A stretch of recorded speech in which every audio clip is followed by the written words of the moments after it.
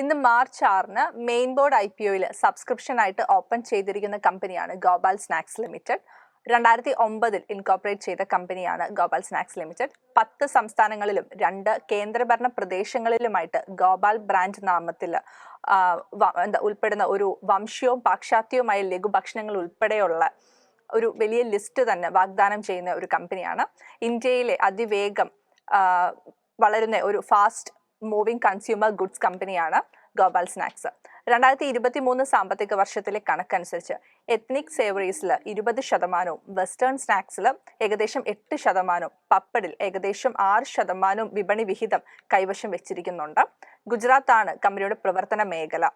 വിവിധ ഉൽപ്പന്ന വിഭാഗങ്ങളിൽ വ്യത്യസ്ത അഭിരുചികളും മുൻഗണനകളും നൽകുന്നുണ്ട്. 4,04,728.76 മെട്രിക് ടൺ വാർഷിക സ്ഥാപിത ശേഷിയുള്ള 6 ഉൽപാദന കേന്ദ്രങ്ങൾ ഗുജറാത്തിലും മഹാരാഷ്ട്രയിലുമായിട്ട് പ്രവർത്തിക്കുന്നു. ഇതുകൂടാതെ ചിക്കി, nachos, noodles, rusk, Sona papdi തുടങ്ങിയ ഉൽപ്പന്നങ്ങൾ ഉൽപ്പാദിപ്പിക്കുന്നതിന് ഗോപാൽ സ്നാക്സ് ഒരു 3ാം കക്ഷി നിർമ്മാതാക്കളുമായിട്ട് ആവശ്യാനുസരണം ഇടപെടുന്നുണ്ട്. 3 ഡിപ്പോകൾ, 617 വിതരണക്കാർ, 741 ജീവനക്കാരുടെ സെയിൽസ് ആൻഡ് മാർക്കറ്റിംഗ് ടീം, 2024 സാമ്പത്തിക വർഷത്തിൽ 263 ലോജിസ്റ്റിക് വാഹനങ്ങൾ എന്നിവ ഉൾപ്പെടുന്ന ഒരു ശൃംഖലയുടെ ഒരു വിപണി ശൃംഖല തന്നെ കമ്പനിക്കുണ്ട്. ഫിനാൻഷ്യൽ ഇയർ 2021 മുതൽ ഫിനാൻഷ്യൽ 2023 വരെ കമ്പനിയുടെ സ്ഥിരമായ വാർഷിക വളർച്ച 7% വരുമാനത്തിലും 74% ലാഭത്തിലും ഉണ്ടായിട്ടുണ്ട്. എന്നിരുന്നാലും Q2 ഫിനാൻഷ്യൽ ഇയർ 2023-നും Q2 ഫിനാൻഷ്യൽ ഇയർ 2024-നും ഇടയിൽ വരുമാനത്തിൽ 3% നേരിയ ഒരു കുറവും രേഖപ്പെടുത്തിയിട്ടുണ്ട്. ലാഭത്തിൽ ഒരു 6% വർധനവും അവിടെ രേഖപ്പെടുത്തിയിട്ടുണ്ടായിരുന്നു. കൂടാതെ സ്വാദിഷ്ടമായ ലഘുഭക്ഷണങ്ങളുടെ ഇന്ത്യൻ വിപണി 2027 സാമ്പത്തിക വർഷത്തോടെ ഏകദേശം 11% നിരക്കിൽ വളരുമെന്നും പ്രതീക്ഷിക്കുന്നുണ്ട്. ഇത് കമ്പനിക്ക് ഈ സെക്ടറിൽ വളരെയധികം ഒരു ഗുണം ചെയ്യും. ഇനി കമ്പനിയുടെ സ്വോട്ട് അനാലിസിസ് നമ്മൾ നോക്കുകയാണെങ്കിൽ സ്ട്രെങ്ത് ആൻഡ് ഓപ്പർച്യൂണിറ്റീസ് ആയിട്ട് നമുക്ക് ആദ്യം പറയാൻ പറ്റുന്നത് ഇന്ത്യൻ സ്നാക്ക് ഫുഡ് മാർക്കറ്റിന്റെ 57% 2023 സാമ്പത്തിക വർഷത്തിൽ കൈവരിച്ചതായിട്ട് കണക്കാക്കപ്പെടുന്ന രുചികരമായ ലഘുഭക്ഷണങ്ങളുടെയും സംഘടിത വിപണിയിൽ ഗോപാൽ സ്നാക്സിന് ശക്തമായ ഒരു സ്ഥാനമുണ്ട്. പപ്പഡ് മസാലകൾ, ബീസൻ അല്ലെങ്കിൽ പയറുമാവ്, ചിക്കി, നാച്ചോസ്, നൂഡിൽസ്, സോൻ പപ്പടി തുടങ്ങിയ FMCG ഉൽപ്പന്നങ്ങൾ ഉൾപ്പെടെയുള്ള ഒരു വൈവിധ്യമാർന്ന ഉൽപ്പന്ന പോർട്ട്ഫോളിയോ കമ്പനിക്ക് സ്വന്തമായിട്ടുണ്ട്. ഗുജറാത്തിനൊപ്പം ഉത്തർപ്രദേശ്, മഹാരാഷ്ട്ര, രാജസ്ഥാൻ, മധ്യപ്രദേശ് എന്നിവിടങ്ങളിലും ഒരു ജനപ്രീതി നേടുന്നതിനൊപ്പം 2023 മുതൽ 2027 സാമ്പത്തിക വർഷം വരെയുള്ള ഒരു കാലയളവിൽ ഒരു വിപണി 11% ഒരു CAGR ഗ്രോത്തും പ്രതീക്ഷിക്കുന്നുണ്ട്. ഇതിലെല്ലാമായിട്ട് ഇതും കമ്പനിക്ക് വളരെയധികം ഒരു പ്രയോജനം ലഭിക്കും. തന്ത്രപരമായി സ്ഥിതി ചെയ്യുന്ന നിർമ്മാണ സൗകര്യങ്ങൾ അസംസ്കൃത വസ്തുക്കളുടെ ഉൽപാദന അടിത്തറകൾക്കും അതിന്റെ പ്രധാന വിപണികളായ ഗുജറാത്തിനും മഹാരാഷ്ട്രയ്ക്കും സമീപമായിട്ടാണ് ഇതെല്ലാം വ്യാപാരം ചെയ്യുന്നത്. ഇതുമെല്ലാം ലംബമായിട്ട് സംയോജിത ഒരു ബിസിനസ് പ്രവർത്തനങ്ങൾ, മെഷീൻ കസ്റ്റമൈസ് ചെയ്യാനുള്ള ഒരു കഴിവുകളും ഗതാഗതത്തിനായിട്ട് ഇഷ്ടാനുസൃതം ഉണ്ടാക്കിയ ഒരു കണ്ടെയ്നറുകളും എല്ലാം കമ്പനിക്ക് സ്വന്തമായിട്ടുണ്ട്. 2024 സാമ്പത്തിക വർഷത്തിലെ 40,000 മെട്രിക് ടൺ വാർഷിക സ്ഥാപിത ശേഷിയുള്ള ഇൻഹൗസ് കോൾഡ് സ്റ്റോറേജും കമ്പനിയുടെ ഒരു പോസിറ്റീവ് സൈഡായിട്ട് നമുക്ക് കാണാൻ പറ്റുന്നതാണ്. നേരിട്ടുള്ള കയറ്റുമതിയിലൂടെ Australia, Kuwait, Saudi Arabia, UAE, USA എന്നിവ ഉൾപ്പെടെ 37 രാജ്യങ്ങളിലേക്ക് കയറ്റുമതി ചെയ്യുകയും 2023 സെപ്റ്റംബർ 30 വരെ പൊതുവ്യാപാര ചാനലിലൂടെ വിൽക്കുകയും ചെയ്യുന്നതിനാൽ ഉൽപ്പന്നങ്ങൾക്ക് ഒരു അന്താരാഷ്ട്ര വിപണിയിൽ വളരെയധികം ഒരു അംഗീകാരം തന്നെ ലഭിച്ചതായിട്ടും കാണുന്നു. വിതരണക്കാരുമായുള്ള ഒരു ദീർഘകാല ബന്ധം. ഗുജറാത്തിലെ മൊത്തം വിതരണക്കാരിൽ 24% കമ്പനിയുമായിട്ട് 10 വർഷത്തിലേറെയായിട്ട് ഒരു റിലേഷൻ കീപ്പ് ചെയ്യുന്നുണ്ട്. ഫിനാൻഷ്യൽ 2021, 22, 23, 24 Q2 എന്നിവയിൽ 5%, 7%, 14%, 13% വളർച്ചയുള്ള ഒരു EBITDA മാർജിനുകളുള്ള ഒരു സാമ്പത്തിക പ്രകടനത്തിന്റെ ശക്തമായ ഒരു ട്രാക്ക് റെക്കോർഡും കമ്പനിക്കുണ്ട്.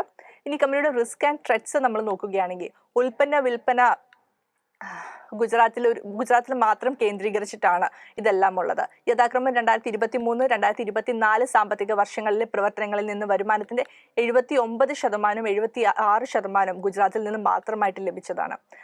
പിന്നെ പ്രവർത്തനങ്ങൾ മലിനീകരണവുമായി ബന്ധപ്പെട്ട അപകട സാധ്യതകൾക്ക് വിധേയമാണ്. അത് അതിന്റെ ബ്രാൻഡ് പ്രശസ്തിയെ വളരെയധികം ഒരു നെഗറ്റീവായിട്ട് തന്നെ ബാധിച്ചേക്കാം. അതായത് ഒരു കണ്ടാമിനേഷൻ റിലേറ്റ് ചെയ്ത് വരുന്ന ഏതൊരു ഇതും ആ ഒരു ബ്രാൻഡ് റെപ്യൂട്ടേഷന് വളരെ ഒരു നെഗറ്റീവ് ഇമ്പാക്റ്റ് ആണ് നൽകുന്നത്. കമ്പനിയുടെ ശേഷി വിനിയോഗത്തിൽ 21 സാമ്പത്തിക വർഷത്തിൽ 40% മുതൽ 2022 32%, 27% 2023 സാമ്പത്തിക വർഷത്തിൽ ഒരു ഇടിവ് സംഭവിച്ചിട്ടുണ്ട്. ഇത് അതിന്റെ ഒരു സാമ്പത്തിക അവസ്ഥയെ പ്രതികൂലമായിട്ട് ബാധിക്കും. ബിസിനസ് സീസണാലിറ്റിക്ക് വിധേയമാണ്. ഇത് സ്കൂളുകളിൽ ഉത്സവ സീസണുകളിലും വേനൽ അവധിക്കാലത്തും ഒക്കെ ഒരു കുറഞ്ഞ വരുമാനത്തിലേക്കും എല്ലാം നയിക്കാം. Bikaji foods, Haldiram, Bikanervala foods, Pratap snacks, Balaji wafers, PepsiCo India, DFM foods എന്നിവയെല്ലാം മത്സരിക്കുന്ന ഒരു വിപണിയിലാണ് കമ്പനിയും നിലകൊള്ളുന്നത്. ഇന്ത്യയിലെ ഒരു ഭക്ഷ്യസുരക്ഷയും മറ്റ് നിയമങ്ങളും പാലിക്കാത്തതും 2024 സാമ്പത്തിക വർഷത്തിലെ 37 രാജ്യങ്ങളിലേക്കുള്ള അതിന്റെ ഒരു ഉൽപ്പന്നങ്ങൾ കയറ്റുമതി ചെയ്യുന്നതും എല്ലാം ഒരു നെഗറ്റീവായിട്ട് ഏതെങ്കിലും ഒരു റൂൾസ് ആൻഡ് റെഗുലേഷൻസ് പാലിക്കാതെ വന്നു കഴിഞ്ഞാൽ കമ്പനിക്ക് ഒരു നെഗറ്റീവ് ഇമ്പാക്റ്റ് അതിന്റെ പ്രോഫിറ്റിലും അതിന്റെ ഒരു ബിസിനസ് പെർഫോമൻസിലും എല്ലാം ഉണ്ടാക്കും. ഇനി കമ്പനിയുടെ ഫൈനാൻഷ്യൽസ് നോക്കുമ്പോൾ 2023 മാർച്ച് 31 2022 മാർച്ച് 31 ഇടയിൽ ഗ്ലോബൽ സ്നാക്സ് ലിമിറ്റഡിന്റെ വരുമാനം 3.1% വർദ്ധിച്ച് നികുതിക്ക് ശേഷമുള്ള ലാഭം, അതായത് പ്രോഫിറ്റ് ആഫ്റ്റർ ടാക്സ് 170.52% ഒരു വർധനവുമാണ് രേഖപ്പെടുത്തിയിരിക്കുന്നത്. കമ്പനിയുടെ ബാക്കിയുള്ള ഒരു ഫൈനാൻഷ്യൽ ഡീറ്റെയിൽസ് നോക്കുകയാണെങ്കിൽ അസറ്റ്സ് 2023 ഫൈനാൻഷ്യൽ ഇയറിൽ 461 കോടിയാണ് രേഖപ്പെടുത്തിയിരിക്കുന്നത്. എന്നാൽ 2022 399 കോടിയും 2021 341 കോടിയുമായിരുന്നു രേഖപ്പെടുത്തിയിരിക്കുന്നത്. അവിടുന്ന് ഒരു 120 കോടിയുടെ മൂല്യം വർദ്ധിച്ചതായിട്ട് അസറ്റ്സിൽ നമുക്ക് 2023 ആകുമ്പോഴത്തേക്കും പ്രകടമാവുന്നുണ്ട്. റവന്യൂ ആണെങ്കിലും 2021 1129 കോടി രേഖപ്പെടുത്തിയെടുത്ത് 2023 1398 കോടിയായിട്ട് ഒരു വർധനവ് നമുക്ക് കാണാൻ സാധിക്കുന്നു. പ്രോഫിറ്റ് ആഫ്റ്റർ ടാക്സും 21 കോടിയായിരുന്നു 2021 ഫിനാൻഷ്യൽ ഇയറിൽ രേഖപ്പെടുത്തിയിരുന്നെങ്കിൽ ഫിനാൻഷ്യൽ 2022 41 കോടിയും ഫിനാൻഷ്യൽ 2023 ആയപ്പോഴത്തേക്കും 112 കോടിയുമായിട്ട് അത് രേഖപ്പെടുത്തിയിരിക്കുന്നു. നെറ്റ് വർത്തും 135 കോടിയാണ് ഫിനാൻഷ്യൽ 2021 രേഖപ്പെടുത്തിയത്. അത് 2023 ആയപ്പോഴത്തേക്കും 290 കോടി. അത് 2 ഇരട്ടിയിലധികം നമ്മൾക്ക് അവിടെ ഒരു വർധനവ് കാണാൻ സാധിക്കുന്നുണ്ട്. റിസർവ്സ് ആൻഡ് സർപ്ലസും 135 കോടി ഫിനാൻഷ്യൽ ഇയർ 2021 രേഖപ്പെടുത്തിയെങ്കിൽ 2022 ഫിനാൻഷ്യൽ ഇയർ അത് ഒരു 176 കോടിയും 2023 ആയപ്പോഴത്തേക്കും 277 കോടിയുമായിട്ട് ഒരു വർധനവ് കാണാൻ സാധിക്കുന്നു. അതിനൊപ്പം തന്നെ ടോട്ടൽ ബോറോയിങ്സും 2021 138 കോടി രേഖപ്പെടുത്തിയിരുന്നു. 2022 എന്നാൽ അത് 164 കോടിയായിരുന്നു. എന്നാൽ 2023 ആയപ്പോഴത്തേക്കും അത് 106 കോടിയായിട്ട് കുറയുന്നതും നമുക്ക് കാണാൻ സാധിക്കുന്നുണ്ട്. ഇനി റിട്ടേൺ ഓൺ ഇക്വിറ്റി നോക്കുകയാണെങ്കിൽ 16.05% രേഖപ്പെടുത്തിയിരിക്കുന്നത്. റിട്ടേൺ ഓൺ ക്യാപിറ്റൽ ROCE നമ്മൾ നോക്കുകയാണെങ്കിലും 20.83% രേഖപ്പെടുത്തിയിരിക്കുന്നത്. ഡെപ്റ്റ് to equity ratio 0.08, return on net worth 16.05% രേഖപ്പെടുത്തിയിരിക്കുന്നത്. പ്രോഫിറ്റ് ആഫ്റ്റർ ടാക്സ് മാർജിനും ഇൻ പെർസെൻറ്റേജ് നമ്മൾ നോക്കുകയാണെങ്കിലും 8.22% രേഖപ്പെടുത്തിയിരിക്കുന്നത്. ഗ്ലോബൽ സ്നാക്സ് ലിമിറ്റഡിന്റെ IPO ഡീറ്റെയിൽസ് നോക്കുകയാണെങ്കിൽ മാർച്ച് 5 FMCG കമ്പനിയിൽ ആങ്കർ ഇൻവെസ്റ്റേഴ്സിൽ നിന്നൊരു 194 കോടി രൂപയുടെ ഒരു നിക്ഷേപം സ്വീകരിച്ചിരുന്നു. Ashoka white oak ICAV, white oak capital mutual fund, DSB mutual fund, quant mutual fund, 361 special opportunities fund എന്നിവരാണ് കമ്പനിയുടെ ആങ്കർ ഇൻവെസ്റ്റേഴ്സ്. ബിഡിംഗ് ഡേറ്റ്സ് നമ്മൾ നോക്കുകയാണെങ്കിൽ മാർച്ച് 6 മുതൽ മാർച്ച് 11 വരെയുമാണ് ബിഡിംഗ് ഡേറ്റ്സ് ഓപ്പൺ ആയിട്ടിരിക്കുന്നത്. അലോട്ട്മെന്റ് സ്റ്റേറ്റസ് മാർച്ച് 12 അറിയാം. ലിസ്റ്റിംഗ് ഡേറ്റ് മാർച്ച് 14 ഒരു ലോട്ടിൽ 37 ഷെയറുകളാണുള്ളത്. Price band 381 രൂപ മുതൽ 401 രൂപ വരെയുമാണ്. ഒരു ഷെയറിന്റെ ഫേസ് വാല്യൂ ആയിട്ട് കണക്കാക്കിയിരിക്കുന്നത് 1 രൂപയാണ്. IPO ഓഫർ ഫോർ സെയിൽ മൊത്തം 650 കോടി രൂപയുടെ ഒരു ഇക്വിറ്റി ഷെയർസ് ആണ്. നിലവിൽ ഗ്രേ മാർക്കറ്റിൽ ഗ്ലോബൽ സ്നാക്സിന്റെ ഓഹരികൾ 65 രൂപയുടെ ഒരു പ്രീമിയത്തിലാണ് വ്യാപാരം നടത്തുന്നത്.